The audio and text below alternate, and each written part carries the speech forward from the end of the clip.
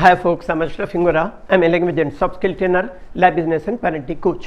English breakfast with Ashraf में आज हम रीति, विधि, मैनर पार्ट 2 का अध्ययन करेंगे।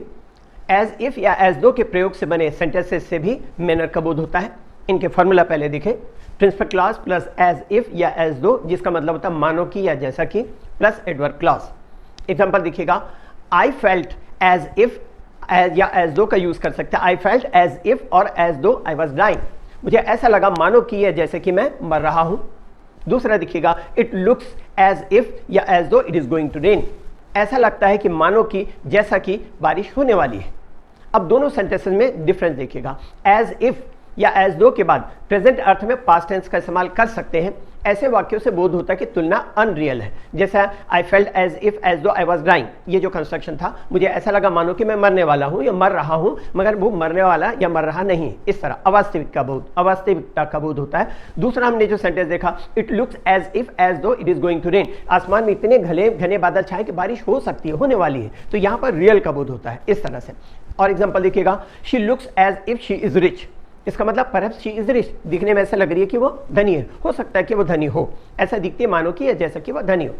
दूसरा देखिएगा, he talks as if as though he was rich या ही वर रिच, इसका मतलब but he is not rich, इसका मतलब ये होता है ऐसी बात करता है जैसे कि वो बहुत धनी हो, लेकिन वह धनी नहीं है। तो यहाँ पर हमने पास्ट का यूज किया, वाज या वर का यूज किया। ऐसे अनरियल पास्ट मतलब अवास्तविक भूतकाल के लिए पास्ट परफेक्ट का इस्तेमाल नहीं किया जा सकता, इस चीज को ध्यान रखेंगे।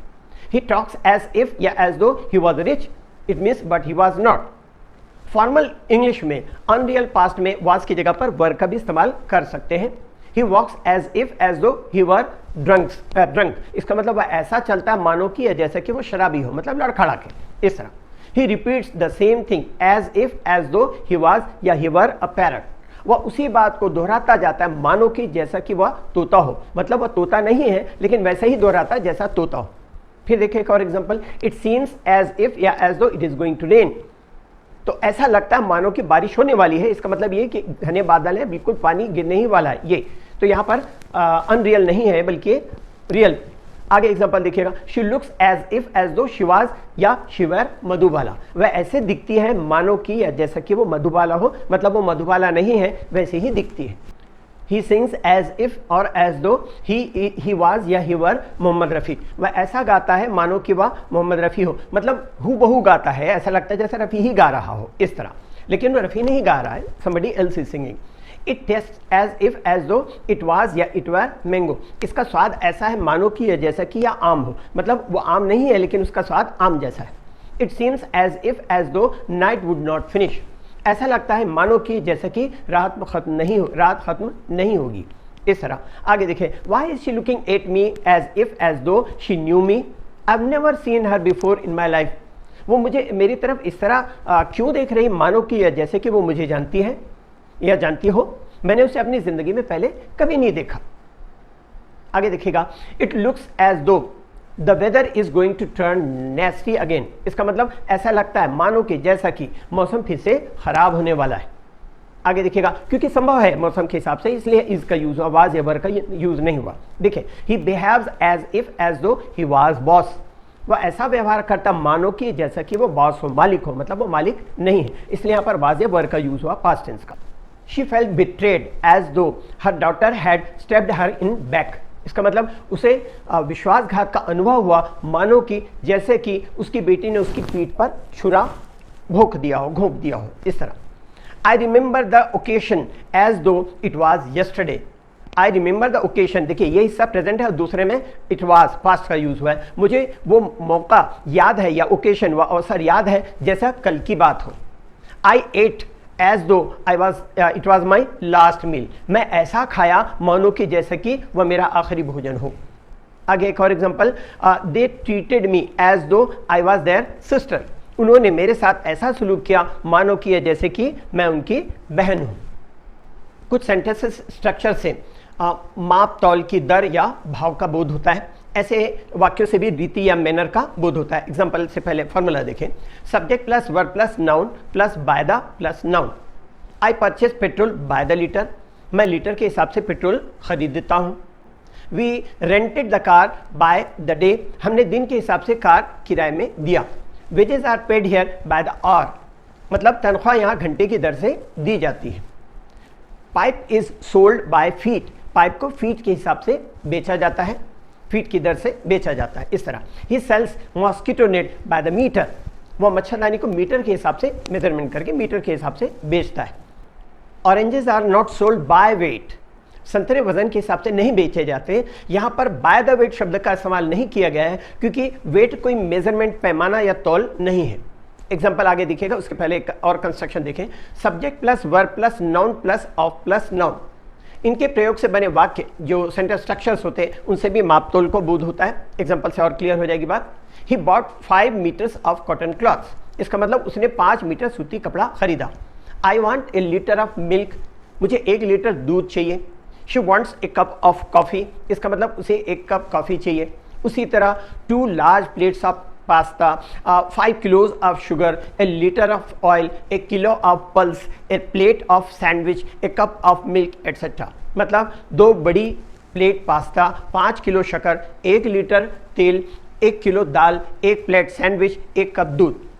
लेकिन कुछ सेंटेंसेस ऐसे होते हैं जिनमें छोटी सी गलती से मीनिंग ही बदल जाती है, उसका अर्थ ही बदल जाता है। जैसे एग्जांपल देखिएगा, I want a basket full of oranges, इसका मतलब मुझे एक टुकड़ा संतरा चाहिए, not basket of oranges. Basket of orange मतलब संतरे का टुकड़ा चाहिए, संतरा नहीं चाहिए। और बास्केट फुल ऑफ ऑरेंज का मतलब होता है एक बास्केट भर के ऑरेंज चाहिए। इस तरह she wants A spoon full of sugar, उसे 1 चम्मच शक्कर चाहिए। ए स्पून ऑफ शुगर मतलब शक्कर की चम्मच चाहिए, शक्कर नहीं चाहिए। इस तरह ऐसी रचनाओं में बास्केट फुल ऑफ ऑरेंज की बजाय बास्केट ऑफ ऑरेंज और स्पून फुल ऑफ शुगर की बजाय स्पून ऑफ शुगर करने का से अर्थ बदल जाता है, जैसे मैंने अभी बताया आपको। उसी तरह एक cart load, A truck load of wheat, दोनों में से कोई भी यूज कर सकते हैं अलग अलग कॉन्टेक्स्ट पर।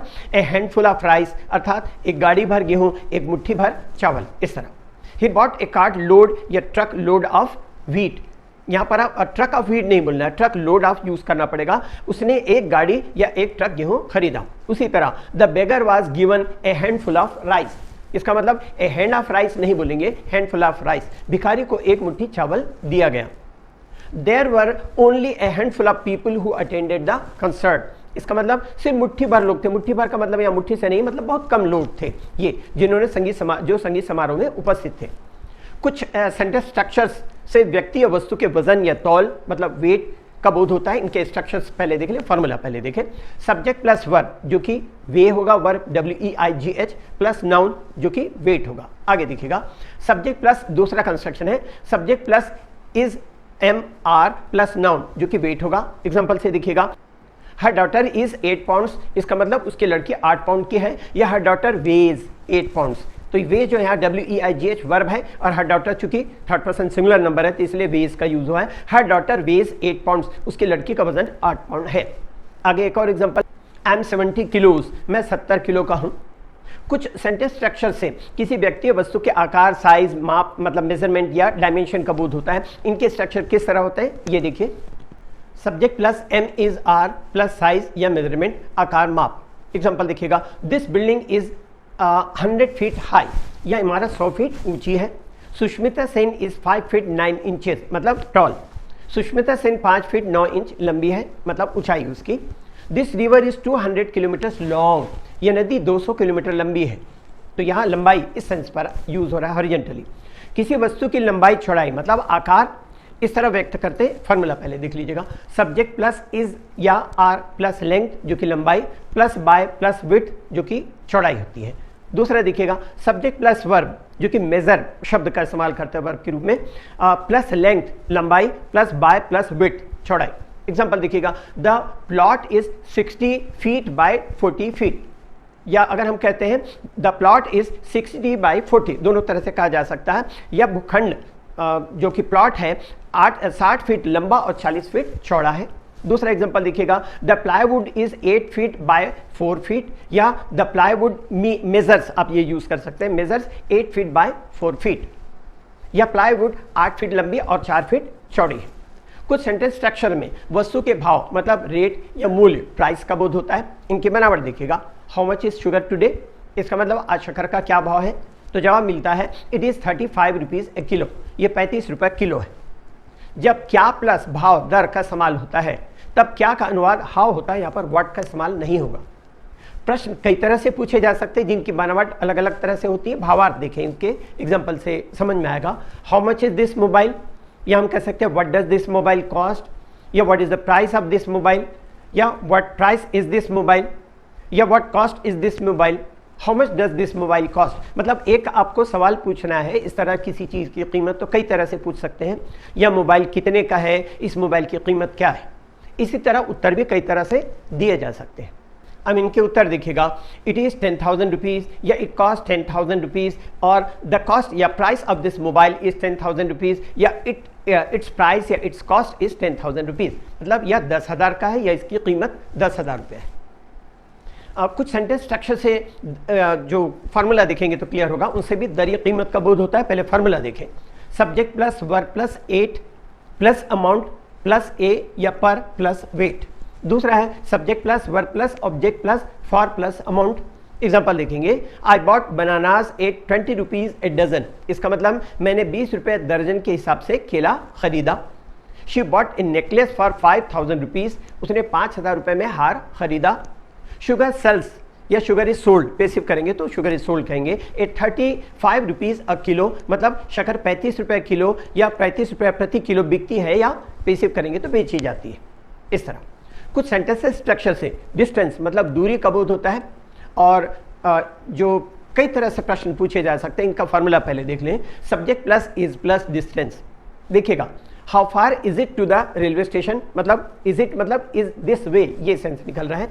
रेलवे स्टेशन का रास्ता यहाँ से कितना दूर है, या रेलवे स्टेशन यहाँ से कितनी दूर है। इस तरह how far is the railway station from here, ऐसा भी कह सकते हैं। यहाँ से रेलवे स्टेशन कितनी दूर है, जवाब मिलता है इट इज़ 5 किलोमीटर्स, या 5 किलोमीटर है, मतलब 5 किलोमीटर दूर है।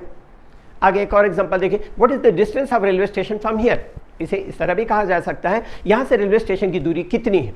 उसी तरह नॉट फार फ्रॉम हियर, जवाब में हम कह सकते हैं बहुत ज़्यादा दूर नहीं है। फार ऑफ या फार अवे, बहुत दूर है। ये शॉर्ट वे, थोड़ी दूर है। ये लॉन्ग वे, बहुत दूर है। ए स्टोन थ्रो डिस्टेंस, थोड़ी दूरी के लिए बोलते हैं, पत्थर यहाँ से फेंको जहाँ तक पहुँचता उतना, मतलब वॉकिंग डिस्टेंस जिसको बोलते हैं। उस तरह वॉकिंग डिस्टेंस भी कह सकते हैं, बहुत कम दूर है, मतलब जिसे जहाँ आप पैदल जा सकते हो। दूरी का भाव एक और कंस्ट्रक्शन द्वारा भी व्यक्त किया जा सकता है, न्यूमेरल एडजेक्टिव मतलब संख्यावाचक विशेषण जिसको बोलते हैं, प्लस किलोमीटर और माइल जो भी यूज़ करें उसके हिसाब से। एग्जांपल देखें, we had to walk 5 kilometres, मतलब हमें 5 किलोमीटर चलना पड़ा। Columbus travelled thousands of mile, Columbus ने हज़ारों मील की यात्रा की। कुछ वाक्यों से किसी वाहन या वस्तु की गति या गति की स्पीड जिसको बोलते हैं कि दर का भाव व्यक्त होता है। जैसे एग्जांपल देखिएगा, उसके पहले फार्मूला देख लें, subject plus verb plus 8 plus speed पर आवर और एन आवर, गति प्रति घंटा जिसको कहते हैं। The car was running at 120 kilometres per our, इसका मतलब कार 120 किलोमीटर प्रति घंटे की रफ्तार से चल रही थी। Bullet train runs at 400 kilometres per hour और an hour, bullet train 400 kilometre प्रति घंटे की रफ्तार से चलती है। इंग्लिश के लिए आप मेरे channel English breakfast with Ashraf and soft skill के लिए Ashraf the mover and shaker पर लाइक शेयर एंड सब्सक्राइब करें। कमेंट सेक्शन में कमेंट करें, बेल आइकॉन प्रेस करें और मेरी बुक जरूर पढ़ें। Thanks for watching.